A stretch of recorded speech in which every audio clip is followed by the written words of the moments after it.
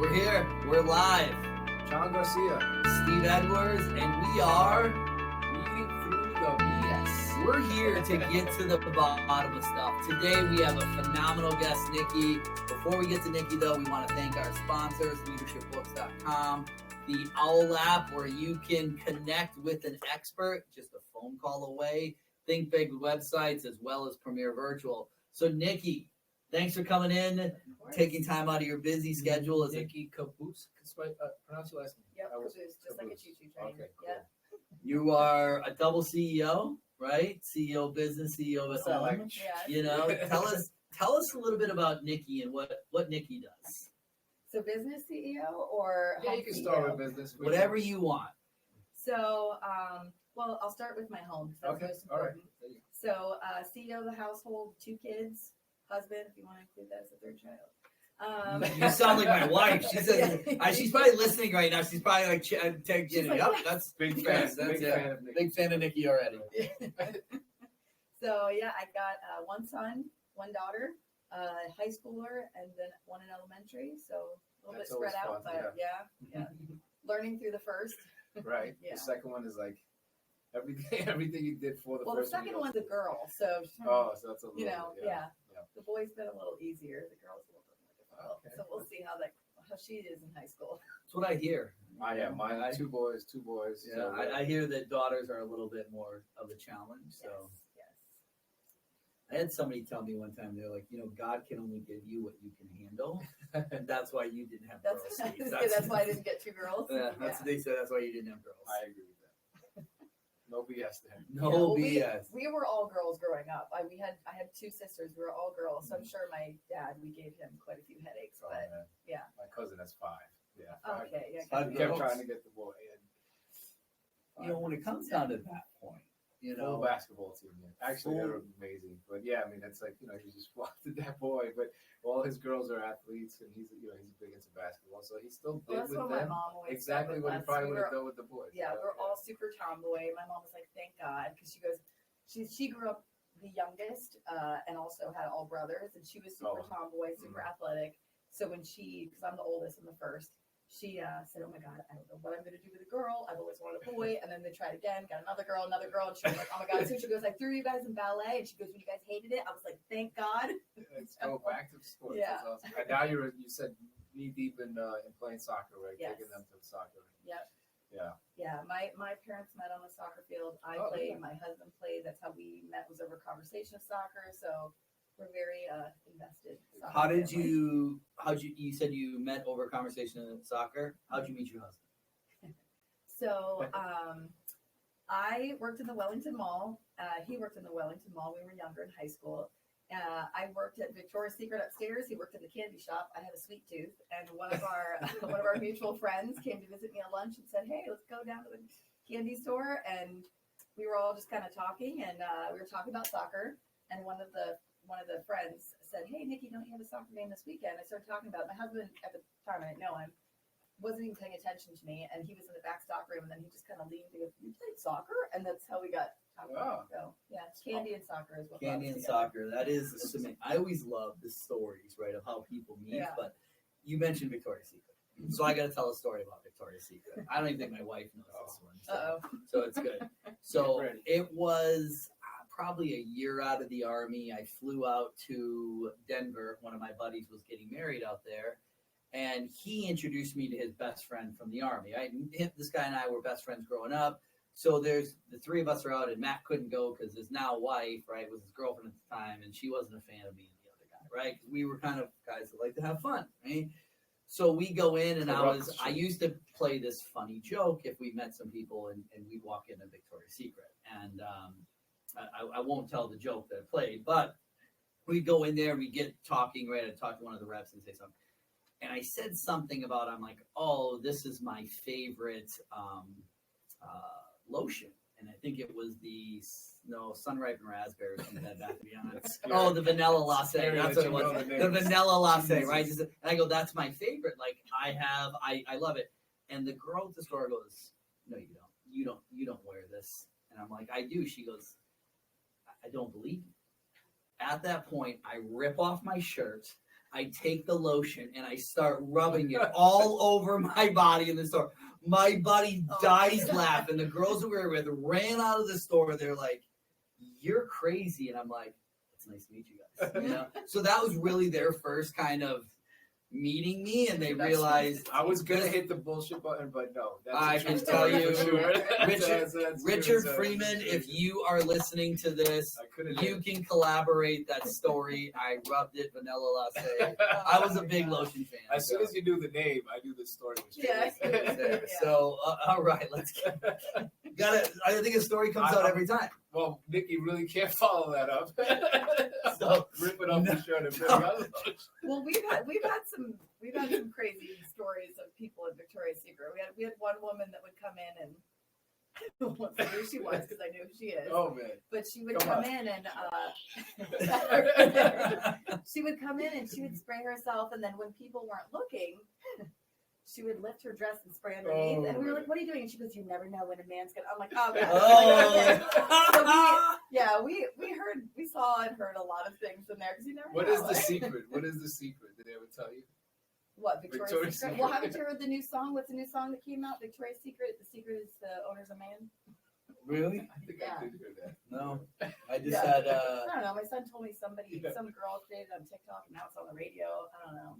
Nice. The newest song I've heard is probably 10 years ago, so I'm not too much on the new song. All right, so Nikki, I like to take the gloves off and get right down to it. Okay.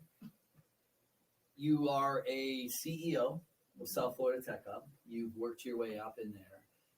What's harder, being the CEO of South Florida Tech Hub or the CEO of your household? Oh, hands down, household. Why do you say that? I don't know if this is true for most people, but it is 100% for me, is that I feel more in control when I'm at work. Like, not even just this job, but all jobs. Okay. Is I feel in control. This is my job. I'm good at it. I make decisions. People, like, kind of certain points have to listen to you, but at home, That goes out the window. yeah, it goes out the window. And you have somebody else that you have to like work with, and there's a lot of, you don't agree on things, and it's definitely, yeah. And when one of your kids becomes a teenager, that doesn't matter what you say, they don't listen to you anyway. And it's just like, I don't know. When people that know me both personally and professionally, especially if they know me professionally first, and then they see my personal life, they're more like, wow, this is not as organized as your professional life. So yeah, I definitely have to. Yeah. No, definitely home is harder. Like even when I was a stay-at-home mom with my daughter for 2 years. I took a gap there with her, and I give it to stay-at-home moms because that was the hardest job ever. And for me, I wasn't one that like I like working, and so I actually started a home-based business even when I was home, just to keep myself busy and making money. And I felt important that way, and I felt like I was doing something. But then I got myself in the hole of, okay, well, I'm supposed to be being a stay-at-home mom, and now I'm working and doing this, and it was like trying to be able to do both from home. And then not a lot of people realize is when you are a stay-at-home mom too, and you're doing stuff at home, that's 24/7. Like, I can't just leave. Like, I'm working from home, living everything with the kids and meals and everything. You don't get a chance to like leave. At least your day job, you can leave. Yeah, you can leave and you go to. You can come back the next day. Yeah. How many times a day do your kids say "mom"? Oh, I just saw a shirt. I just saw a shirt yesterday. I saw the pain. Oh, well, so I just saw a shirt yesterday that said, "Mom, Ma, Mommy," and then "Bruh." Like, I was like, "Oh my god!" And then my husband always tells me, because he's driving, I'm sitting next to him in the passenger seat, the kids are in the back. I'm not even paying attention. I'm on my phone or listening to music or whatever, and they're just talking. And my husband will just look over at me and be like, "Babe, the kids." And I'm like, "What?" And they're like, "We called you like 18 times." And I've just got to the point where like white noise. you hear mom so much, you're just like. My son had the virus, which I think so many kids had the stomach virus recently. There were like 10 kids out of his class. And like 2 days ago, my wife was like, "He's got to go back to school." It's just like, "Mom, Mom, Mom, Mom." And I walk in, I'm like, "Hey, buddy, what do you need?" He goes, "I didn't ask for you. I asked for Mom." Whoa. I was And then I'm like, "Dude, what do you need?" I said, "Mom." And then I'm like, dude, babe, she needs you. He needs you. Like, what do you want me to do? And she's like, he just wanted you to move something over.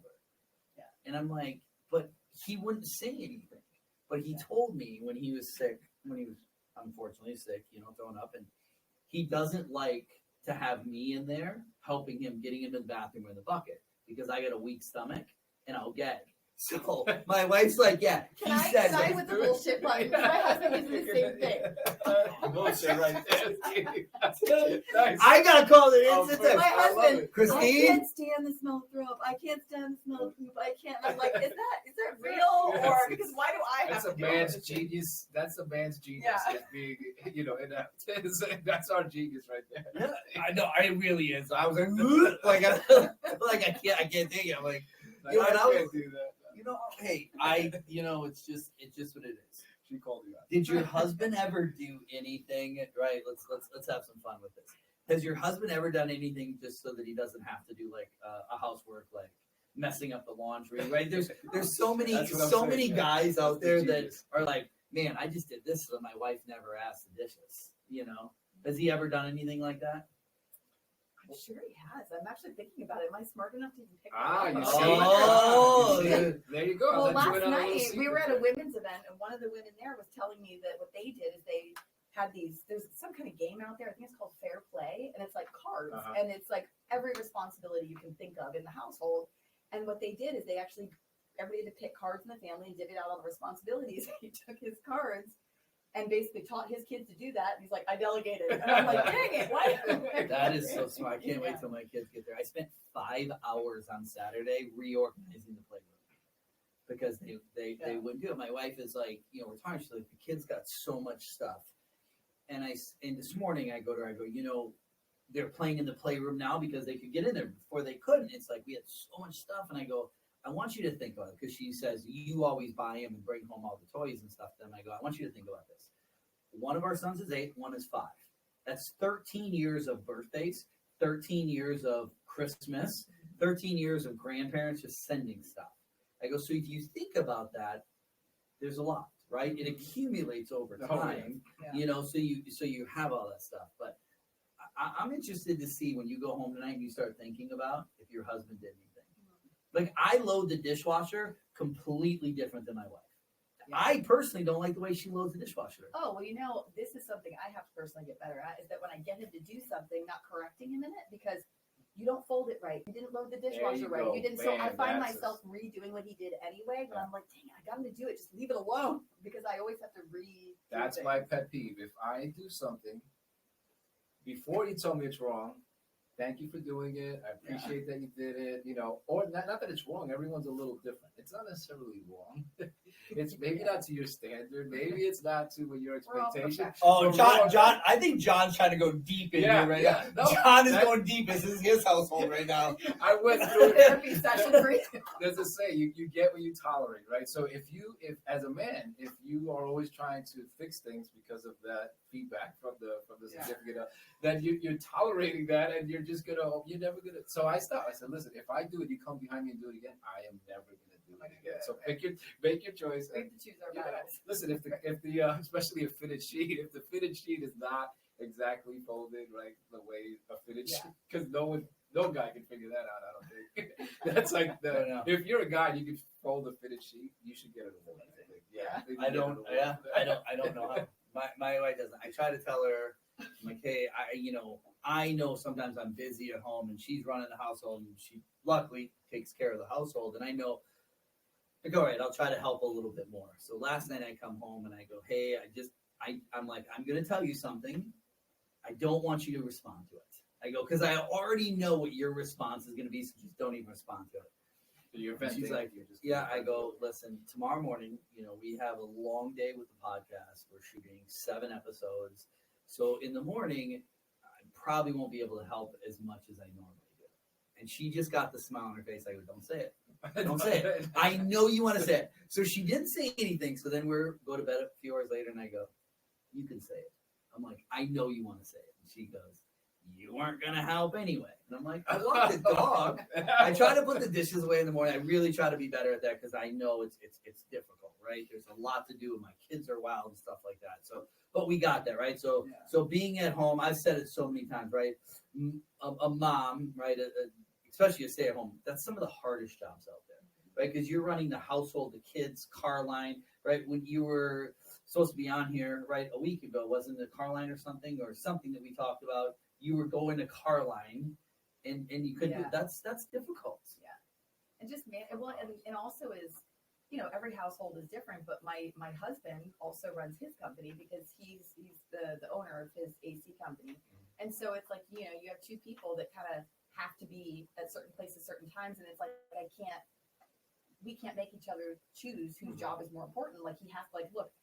I'm at a construction site today. We have permits pulled. We have all the folks that are coming to the construction site or whatever. I have to be there, and I'm like, crap. And I have a meeting, and so we have to sometimes give and take, and that's tough, right? With I always say, right, communication and compromise is the key to relationships, right? And you have two working family members, like you said, there's not one that's more important. No, that's not. Yeah. And when it comes to the kids, I'm a little older, right?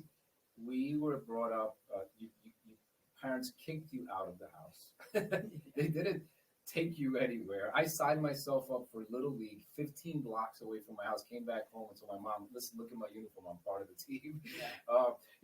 That was how I grew up. And then my sons, are now 19 and I have an older son as well. But, I was able to give them some of that. I don't call it tough love at all, but now, it's all about and George Carlin was in concert maybe 15 years ago talking about, bulldozer parents, and now they call them helicopter parents. And that, so where are you, do you see yourself, because you grew up with how many, 3 sisters? Yeah. So I'm sure your mom, juggled it all and probably treated you a little bit like that, figure it out, do your own thing. And now we're on this almost extreme other side. Where do you find yourself there? Yeah, we were, I think growing up in my household and in our current household now, we had a little bit of role reversal with the parents, because I know it's, very stereotypically the man works a lot, he brings home the money, the mom takes care of the household, the kids and whatever, which my mom did do a lot of that. But I think it's,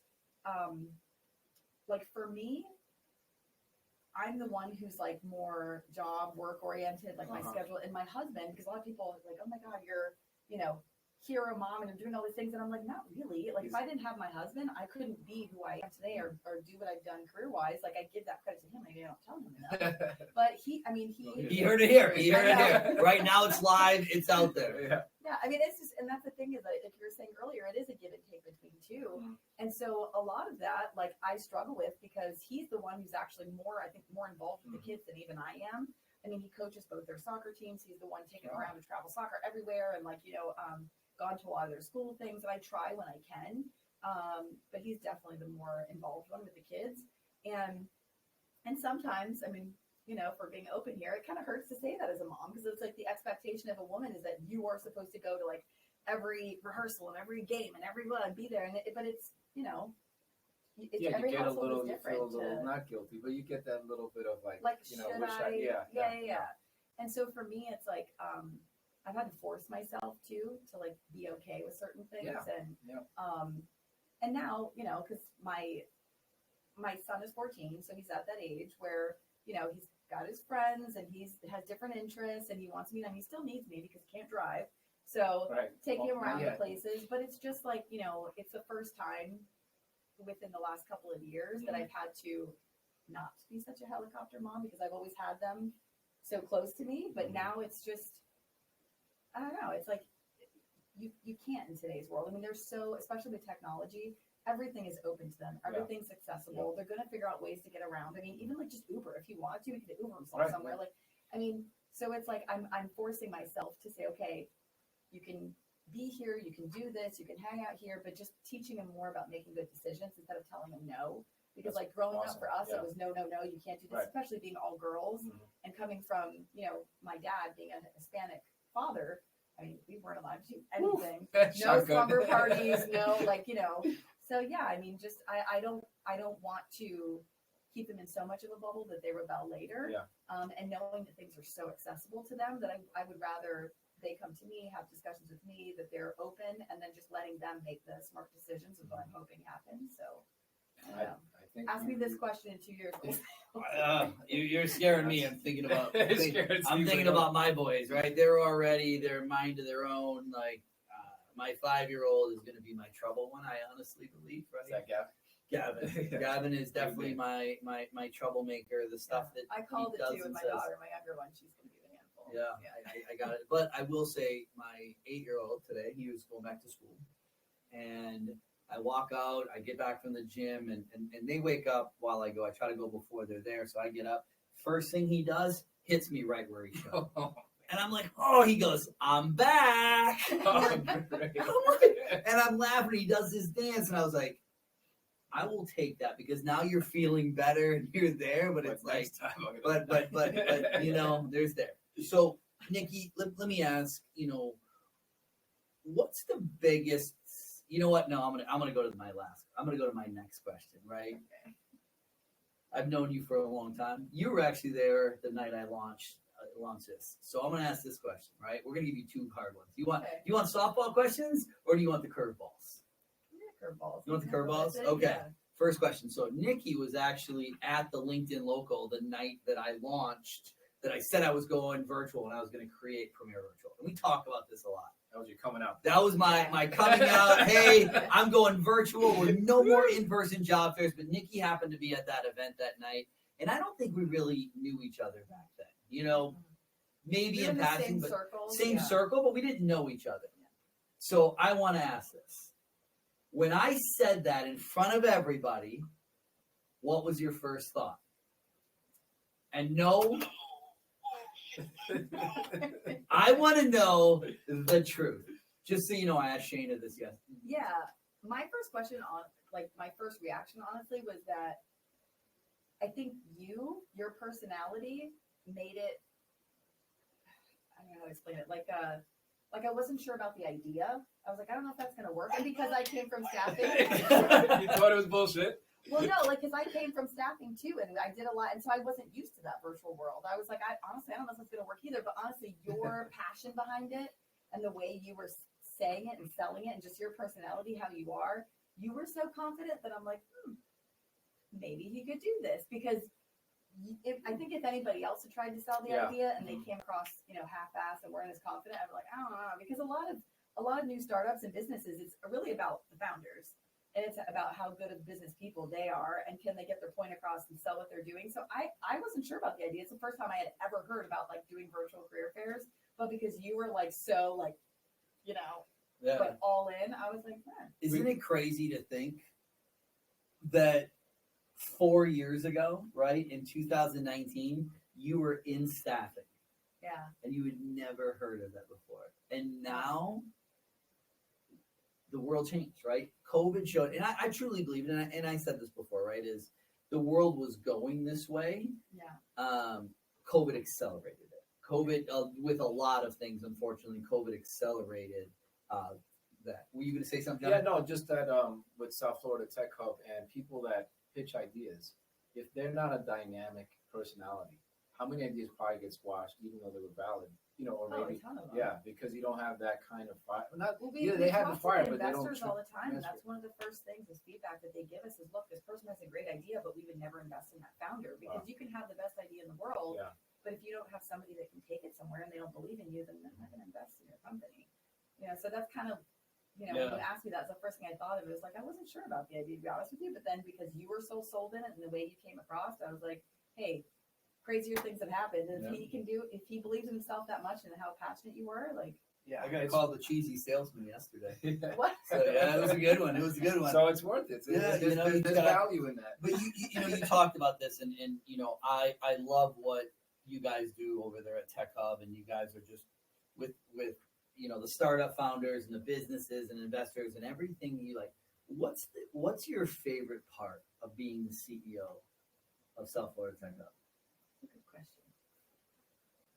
Right when you said it, just the word community and people came to my mind, because you guys both know, I never thought I'd be where I am now. Never. If you asked me 5 years ago, it's humility. I think it's just, you're just a humble person. Well, I mean, maybe there's some of that, but honestly, I think it's something that, we talk about a lot in like the female circles, but it's really imposter syndrome. It's like that if you ask me, could I have done this?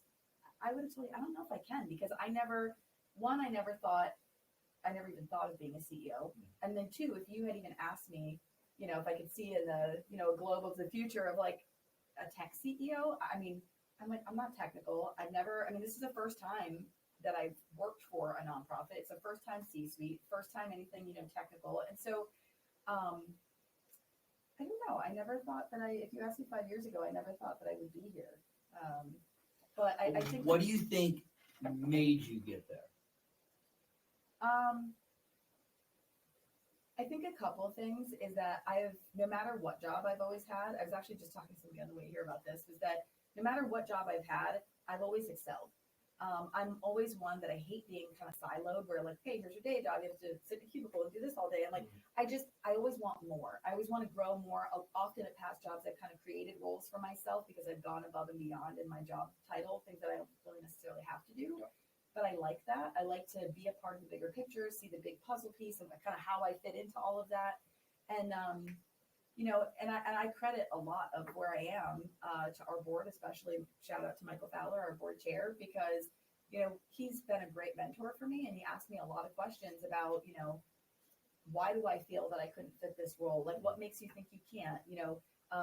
The previous, CEO, what can he do that you can't? Or maybe there's skills that you have that he didn't, or like, and thinking about those things and being able to ask for help to fill some of those gaps as well.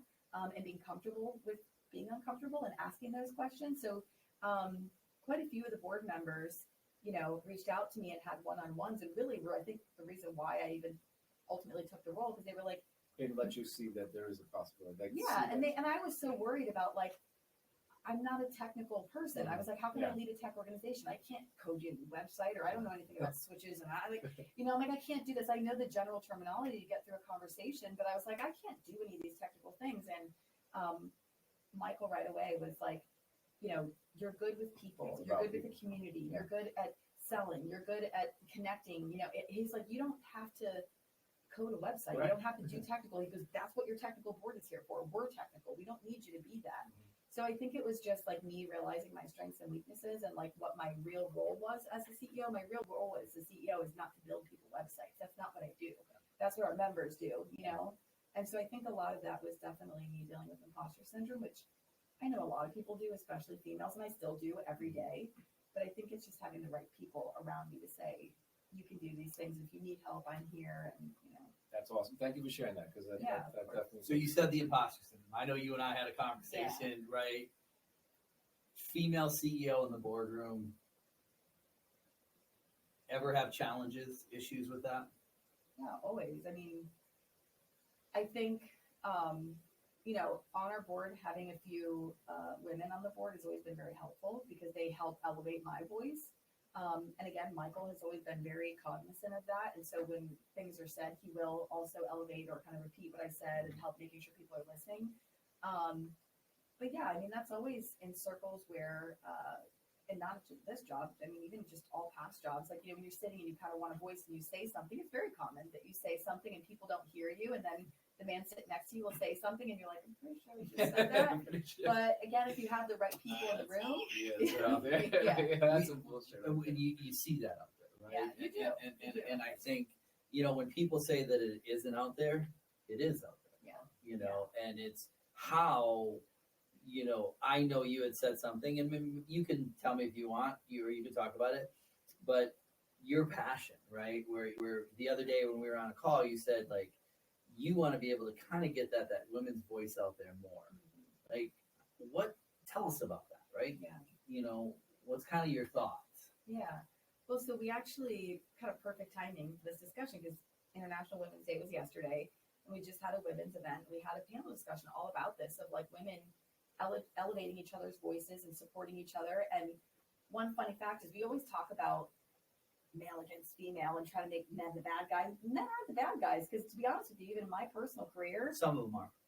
yes, there are some. And some there's just women some are crappy bad people guys. in general. Some right. women are bad guys. Well, and the thing is, in my career, in all honesty, I think I've had more male support, than I have had female support. And I don't think we talk about that enough, in the communities because, it's already a very competitive environment for leadership, and there's already not enough women that sit in leadership seats. So yes, it's going to be competitive, and between male and female, you're always going to feel like you're not heard and whatever. But I've actually had a lot of competition with other females, and I won't say a company or a name, but I know for me at a couple different jobs, one in particular, I was only 22. I was a regional manager of a company, running 4 or 5 different states in the Southeast. And when I had gotten that promotion, like the day after, one of my colleagues who was in the same role but a different area across the country, she came up to me out of nowhere and she was like, don't think that if you get another promotion, you're ever going to be my boss. She's like, I will not report to you. You're the same age as my daughter. And I'm like, where's this coming from?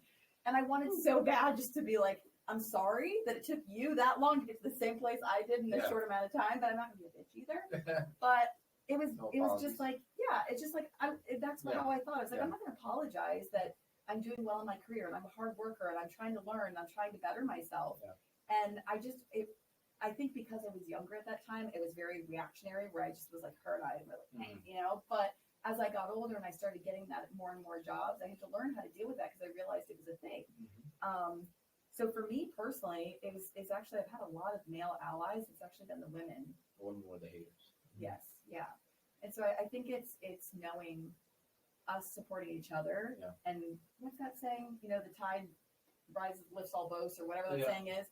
But us actually doing it together and being okay sharing those things, because I think we always, often women's circles make men. I think it's part of the whole workforce, though. Maybe like growing up, and being more mature. That it isn't I think an abundance mentality. There's room for everybody. You can help support each other and get up to because if you're successful, it's going to keep growing, and then more positions are going to happen and more more opportunities. But I think it's the entire workforce maturing and now mindsets can change a little bit. Oh yeah, we can get into the age gap. We won't get into that, right? I got one. Millennials work hard when they believe their contributions matter. Do I agree with that? Yes. If I took out millennials and just put people work hard when they believe their contribution matters. I would say in general terms, yes, but no. But more, you see it, you see it more with the younger generations. I mean, I'll give you a prime example. Conversations as I got older in our household between me and my parents. My parents were my mom worked for the state of West Palm Beach for almost 40 years, retired there. Wow. My dad is still there, about 40 years, going to retire soon, hopefully the next year or two. And we've had conversations where because I'm those years that I call myself an exennial, the older millennial and younger Gen X. That's cool. So it's like, the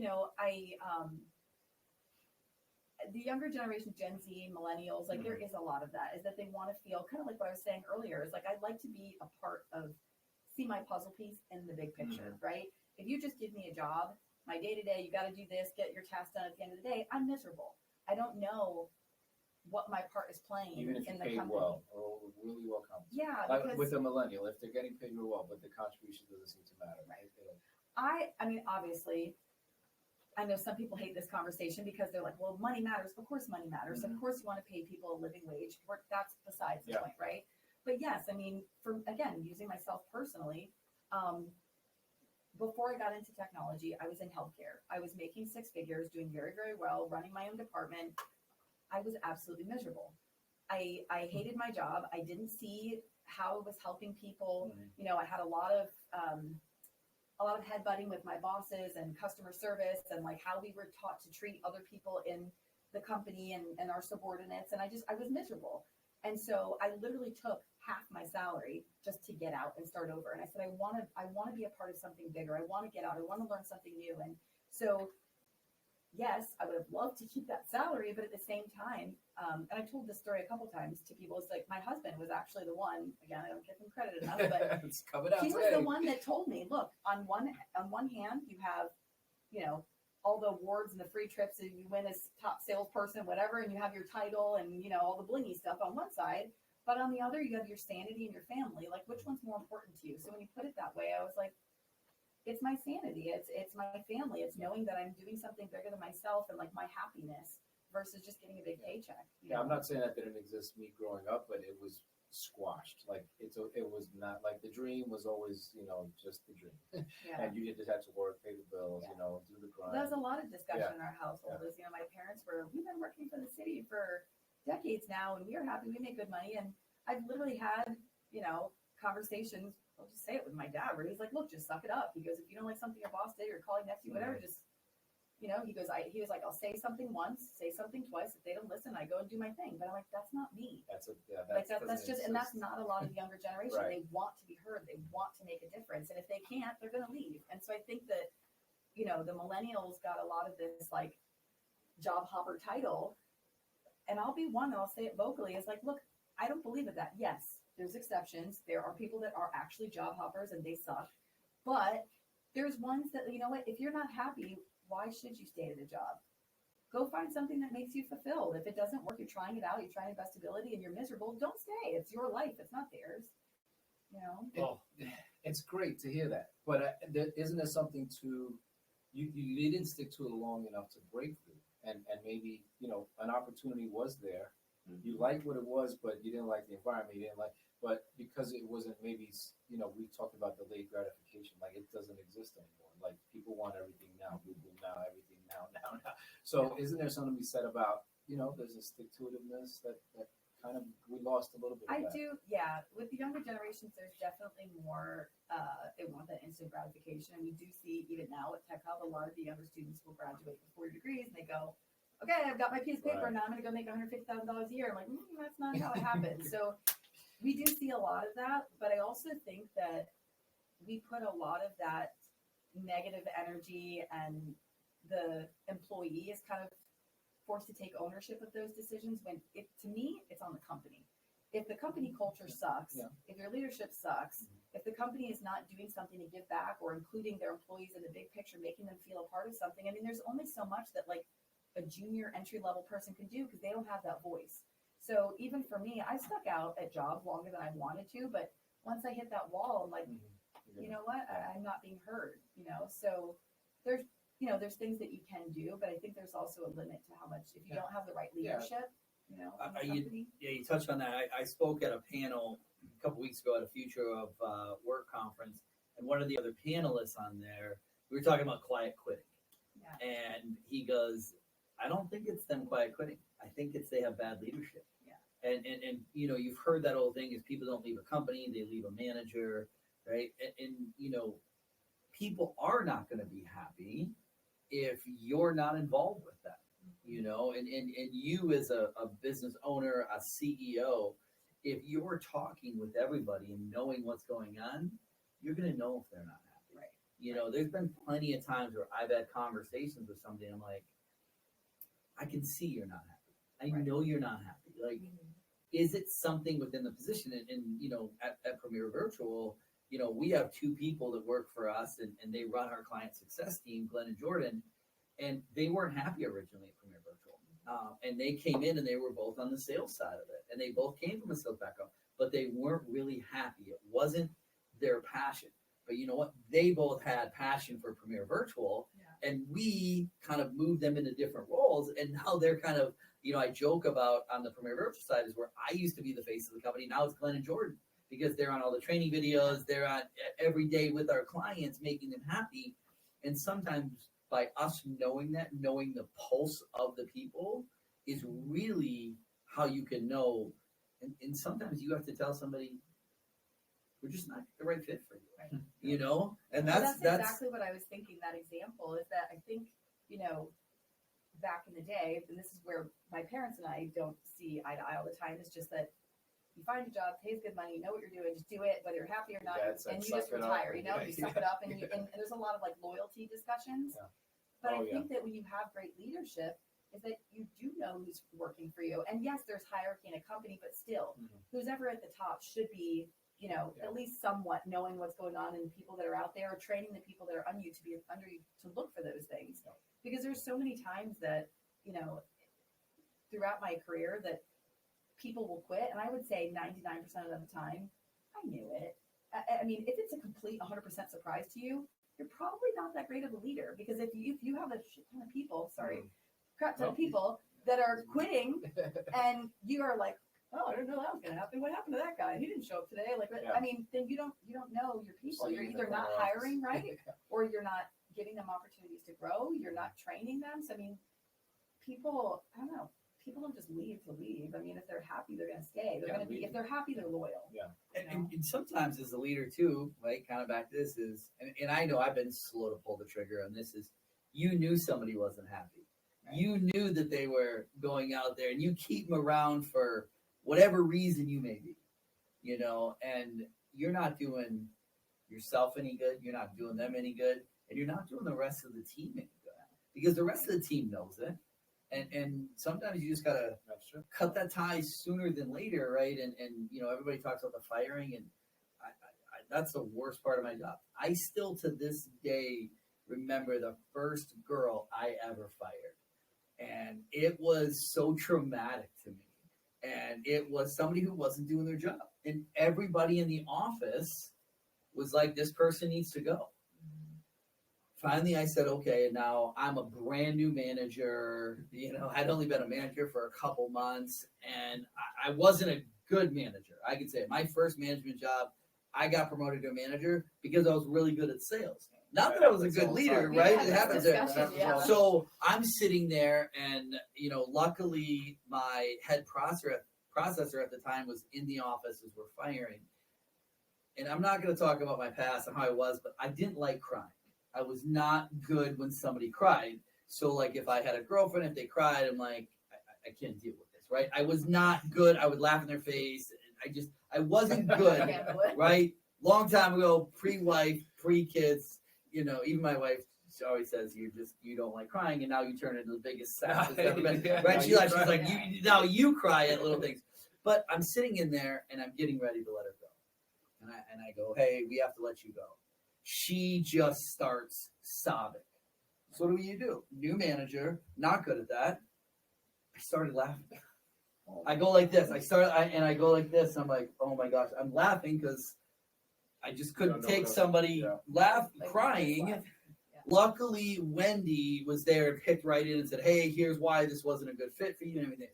Then, right, so she leaves, comes back, she doesn't come back. The other team members, all of our employees come up. They're like, what did you do to her? She's out on the corner just sobbing and just like, and I was like, you guys wanted me to fire her. I didn't want to because I just didn't like that. But it's still to this day. And that happened in 2003.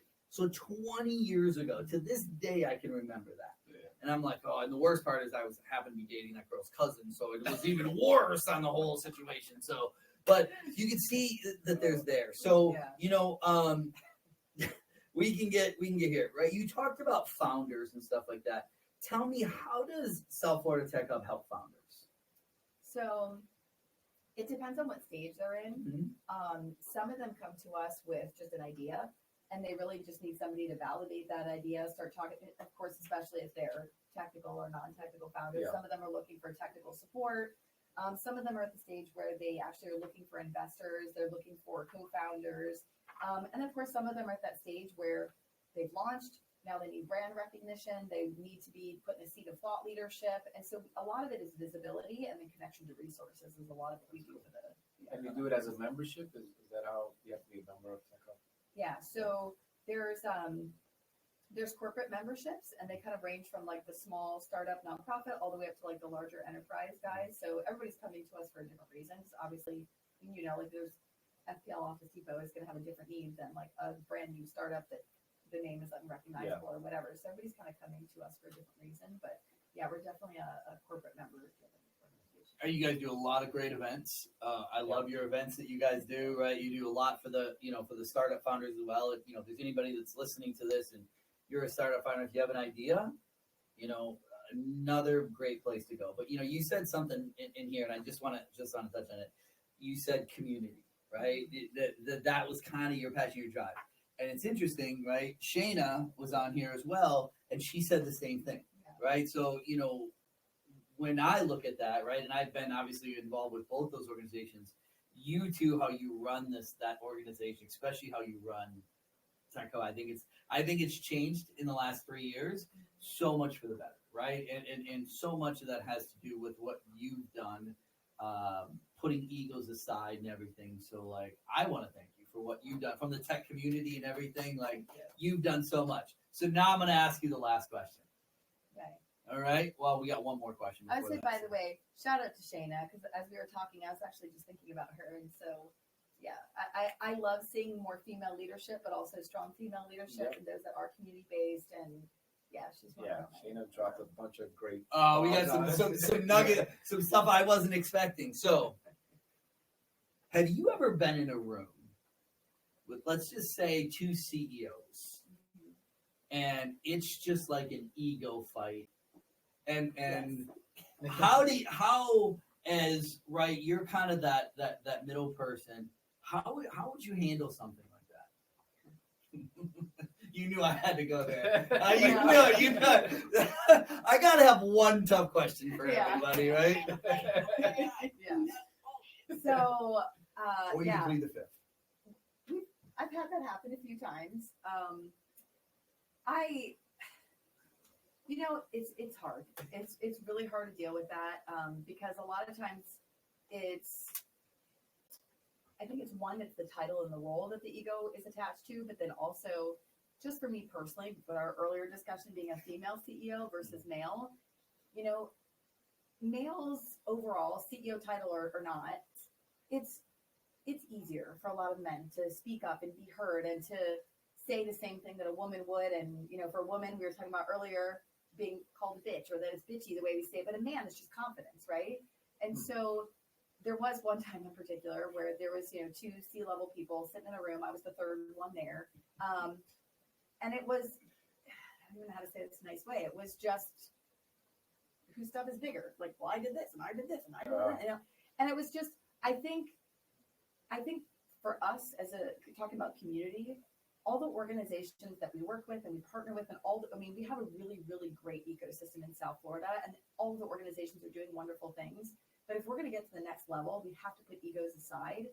And I think, at least for me personally, is that I love seeing the diversity in South Florida because South Florida, we've got more diversity, culturally, but also genders. And we see a lot of female leadership in South Florida.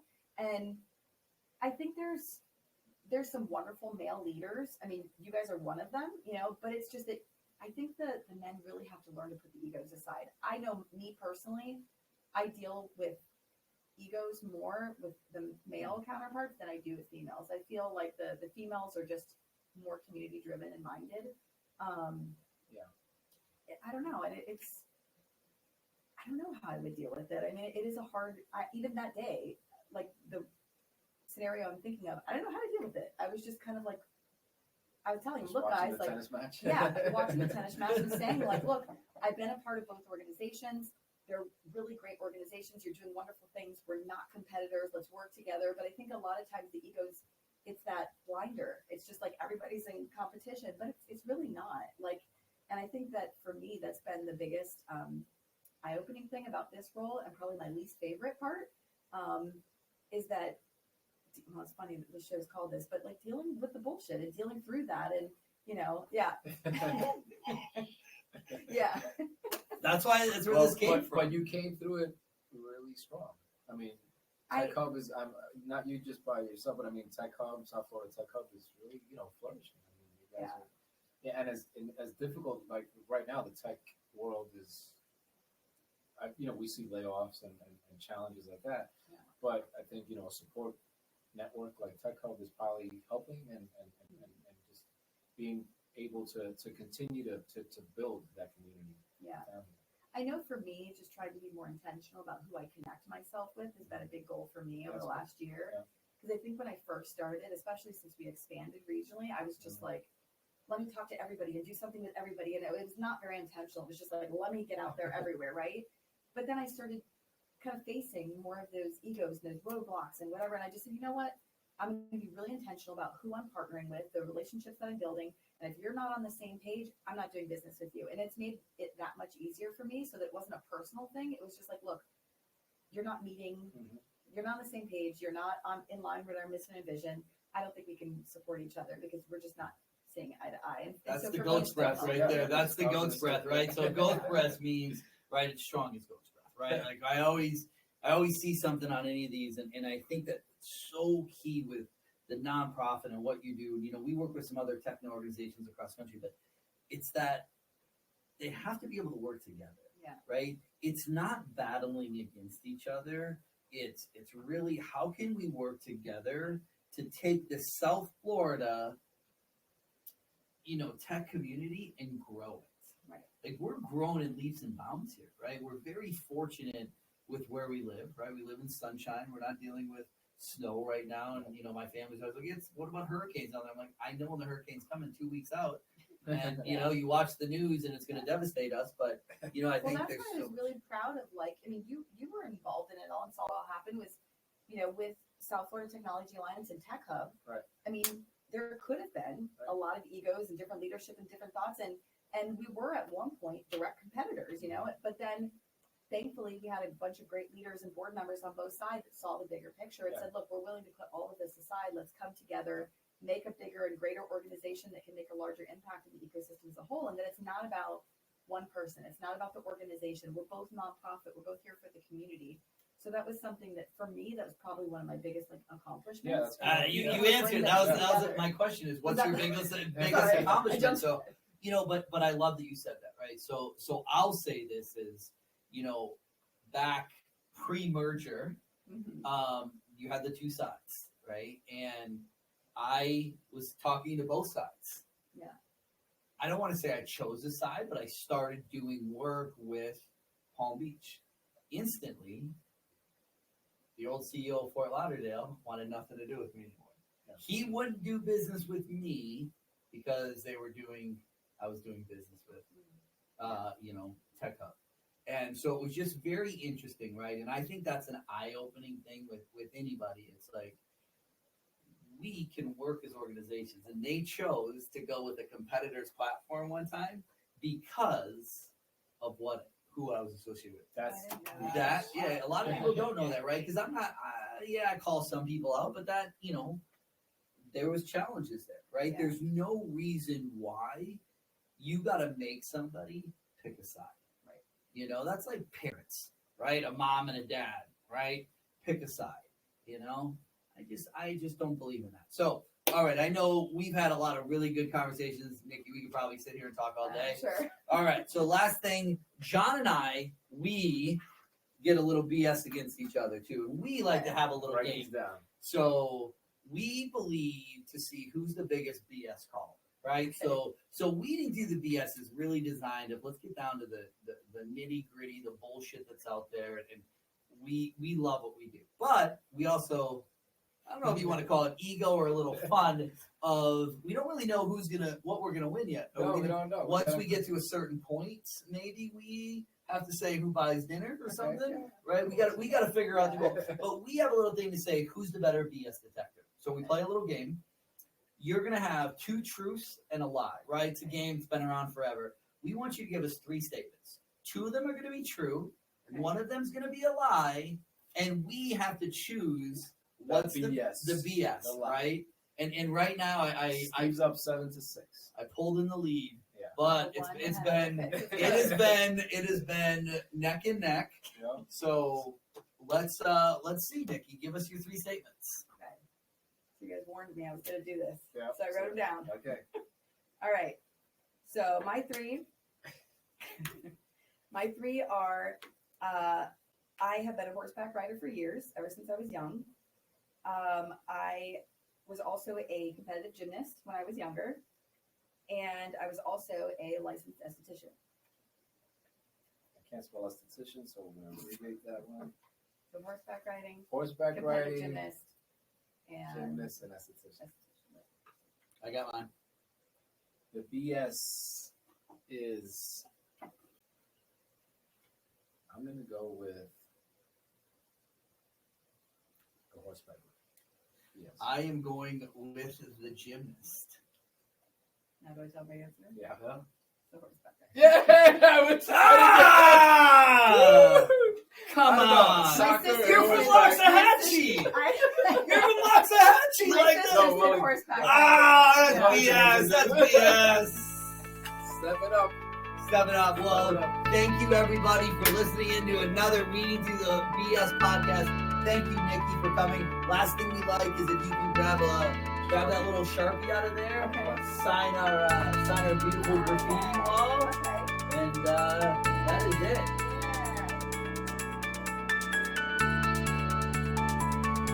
All right, from all of us here at Reading Through the BS, we appreciate everything. Look forward to it. Thank you and have a great day. See you on the next episode. Make sure you subscribe to everything.